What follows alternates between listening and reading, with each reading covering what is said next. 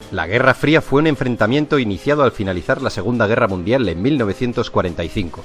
El fin de la guerra supuso el fin de la hegemonía de Europa. Dos potencias tomaron el relevo: Estados Unidos y la Unión Soviética, liderando dos bloques con sus propias alianzas y estados satélites: el llamado bloque occidental capitalista y el bloque del este comunista. ¿Por qué se llamó Guerra Fría? Porque ninguno de los dos bloques tomó nunca acciones directas contra el otro. No fue una guerra al uso, aunque sí hubo conflictos derivados y guerras subsidiarias. Las razones de este enfrentamiento fueron esencialmente ideológicas, políticas, económicas y propagandísticas. La Unión Soviética financió y respaldó revoluciones y gobiernos socialistas, mientras que Estados Unidos también dio abierto apoyo y propagó desestabilizaciones y golpes de Estado en Latinoamérica. Los antecedentes de la Guerra Fría los encontramos antes de 1945, concretamente en 1917, tras el triunfo de la Revolución Rusa, de la que Rusia emergió como el primer país socialista. Este fue uno de los primeros eventos que provocó erosiones considerables en las relaciones ruso-estadounidenses. Los soviéticos defendieron que el capitalismo debía ser derribado por la fuerza para ser reemplazado por un sistema comunista. Los capitalistas americanos, tras el estallido de la Revolución, ayudaron al Ejército Blanco durante la Guerra Civil Rusa. Finalmente, las tropas del Ejército Rojo lideradas por Trotsky se hicieron con la victoria. Pero avancemos de nuevo a 1945, tras el fin de la Segunda Guerra Mundial. Conviene recordar que la Unión Soviética y Estados Unidos habían sido aliados para frenar los planes de Hitler. Antes de que acabase la guerra, se reunieron en Yalta. Joseph Stalin, Winston Churchill y Franklin Delano Roosevelt como jefes de gobierno de la URSS, del Reino Unido y de Estados Unidos respectivamente. La conferencia de Yalta tuvo su continuación con la conferencia de Potsdam, ya con Alemania totalmente rendida y Hitler muerto. Estas conferencias supusieron la división de Alemania en 4 zonas, una parte para cada país y otra para Francia. También se trataron asuntos sobre el desarme, desmilitarización, devolución de territorios anexionados por Alemania, la persecución de los militares de guerra nazis y la creación de las Naciones Unidas. Los soviéticos, tras la guerra, habían ocupado de facto las zonas de la Europa del Este que habían defendido y liberado.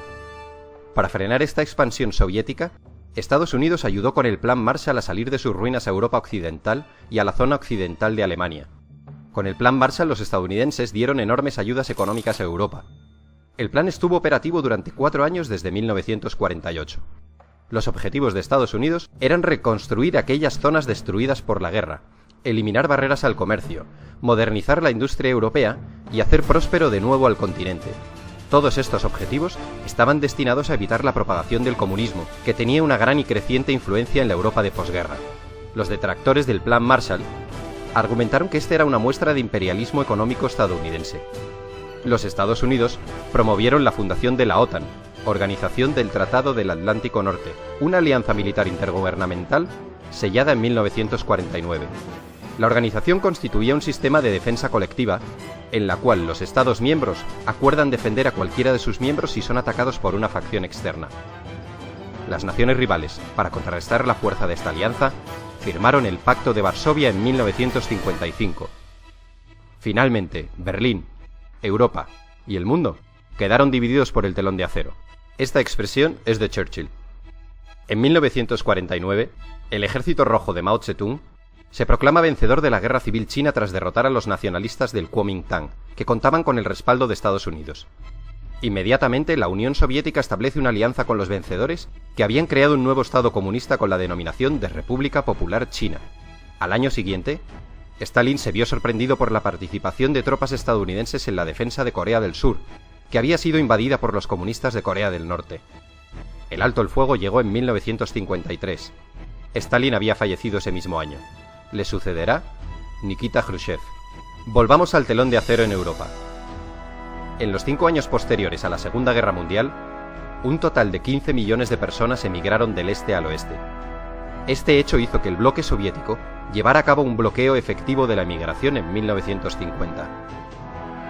Hubo un control férreo de pasaportes para que la gente no se pasase de un bloque a otro. La frontera en Berlín, ciudad que estaba repartida, era un coladero, y muchas personas se pasaban del lado comunista al lado capitalista.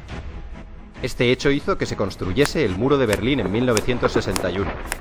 Conviene recordar que Alemania estaba dividida tras la guerra en 2 Alemanias: la República Federal Alemana con capital en Bonn y la República Democrática Alemana con capital en Berlín. Esta división del mundo en dos bloques se sostenía por el riesgo de que las potencias se aniquilasen unas a otras en una guerra nuclear, lo que obligó a ambos frentes a actuar con mucha cautela en las zonas más conflictivas.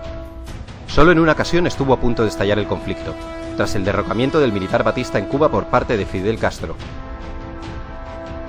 Estados Unidos trató de realizar una invasión de Cuba que fracasó. En 1962 ocurrió la llamada crisis de los misiles, cuando el presidente Kennedy castigó con un bloqueo a Cuba por el asunto de los barcos soviéticos cargados con misiles y dirigidos contra Estados Unidos. En el último momento, Khrushchev, jefe del partido y del gobierno soviético, cedió, y los barcos cambiaron de rumbo.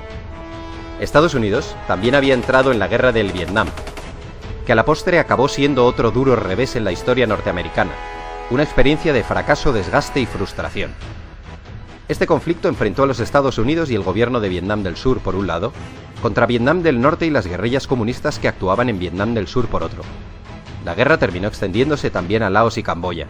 La Guerra Fría también fue espionaje, inspección recíproca, conferencias, crisis y soluciones diplomáticas.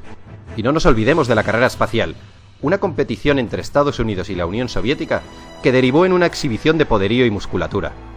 Los rusos pusieron en órbita el satélite Sputnik en 1957. Inmediatamente los americanos respondieron con su Explorer 1 en 1958. Era una cuestión de prestigio. Cuando los rusos enviaron a su primer hombre al espacio, los americanos les mojaron la oreja enviando una nave tripulada a la Luna.